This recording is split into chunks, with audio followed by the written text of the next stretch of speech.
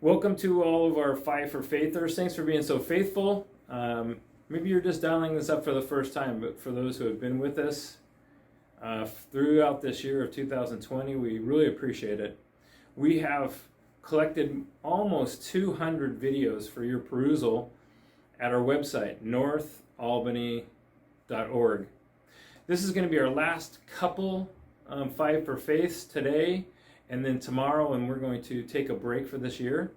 And we're going to come back with something a little different, something new in January, on Wednesday, January 6th, and you'll get a text or a notice, an email.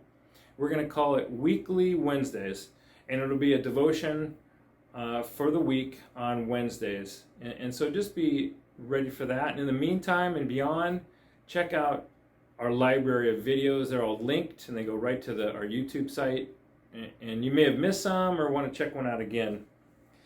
Yeah, as we live through this pandemic, there's a couple things that I miss the most. One is contact with one another.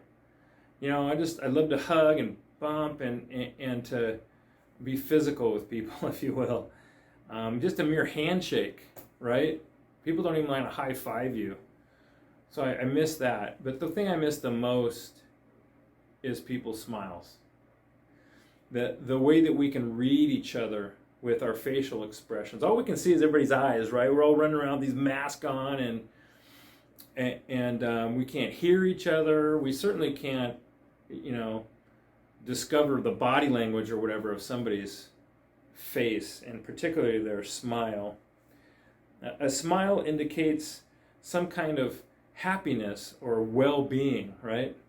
In Proverbs, it says that a happy heart makes the face cheerful. That's what we're talking about today. Happiness is described by a feeling that comes over you when you know life is good and you can't help but smile. I really like that definition. A sense of well-being or contentment. Kings throughout the ages were loving entertainment. They would bring before them performers and jesters and clowns and such, and just to bring entertainment to the king and his court. And if a jester had a bad day, they could get fired, or even worse, have their head whacked off, right? To come with their face down or to be sad was not a good thing. And it was true of all the king's men. The servants and the officers who were around him would have to petition the king often to see him, much like Esther had to be petitioned to see the king even when she was the queen. Amazing. We have the story of Nehemiah as the king's cupbearer, and he was burdened for his people and for how he saw the destruction of the city and the country that he used to live in.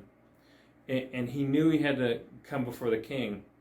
But he also knew that if he came before the king without being summoned, it could be a bad day for Nehemiah. But he prayed about it, and he decided to do it. And he came boldly before the king. But he didn't just come before him in glee. He came before him, and the Bible says that his face showed his sadness. Oops, this could be a bad time for Nehemiah. But the king noticed his sadness and said, "Hey, Nehemiah, what gives?" And it was through that he was able to tell him about his feelings about his countrymen. It reminds me, maybe it would have been good for Nehemiah to be born in our day, and he could have worn a mask right in to see the king, and he wouldn't have been able to see his sadness. But if you're like me, I'm looking forward again to just taking off that mask, burning them, never seeing them again, so that I could really see people again. I can smile, I could talk to other people, and not have this layer that's between us, sharing happiness and happy smiles. Folks, it's coming close, and we're all looking forward to that time. In the meantime, overwhelm others with kindness. Thanks for watching, folks, and we'll see you again real soon.